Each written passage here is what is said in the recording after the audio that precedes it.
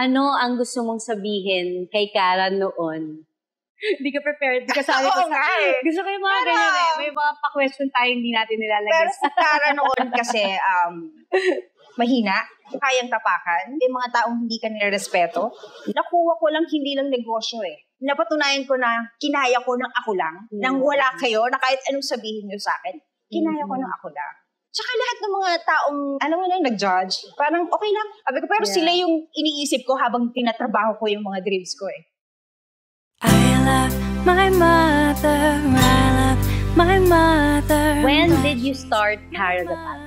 Nag-start ako sa Instagram. Bubblegang pa yun. Nakita ko pinost sa Instagram, tuloy-tuloy yung mga followers. Ang dami na nag-follow na sa akin. Tapos ang dami ng inquiries. Doon ako nag-start. Yung unang photoshoot ko, ikaw yun. Tsaka si, Yana, tsaka si Karen. So, kapayat pa.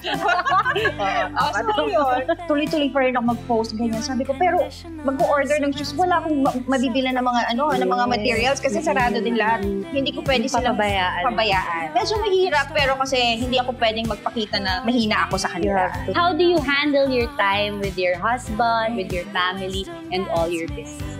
Natayo ko na lahat ng pangarap ko, diba? So parang ngayon ang gusto ko is magkaroon pa ng time para sa kanila. Parang nagiging topic yan na yung normal pregnancy and cesarean pregnancy. It doesn't matter how. Kasi the whole process alone is difficult. Nag-audition siya sa commercial. Ako yung nag-take. Ako yung, say happy. Stage ma. Talaga, okay lang. Sabi ko, pero yung pag-aaral mo kasi bata ka pa. Siyempre, mahal na mahal ko sila. Lahat ng ginagawa ko para sa kanila. Siyempre, para sa pamilya namin. Gusto ko lang maramdaman nila yung hirap tsaka sarap.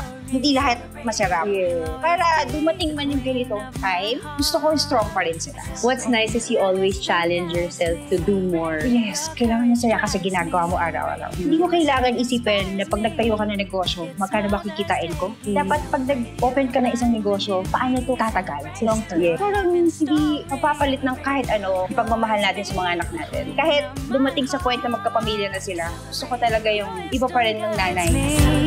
Your courage drives me. Celebrate you. Your strength inspires me. Every day is Mother's Day. I love my mother.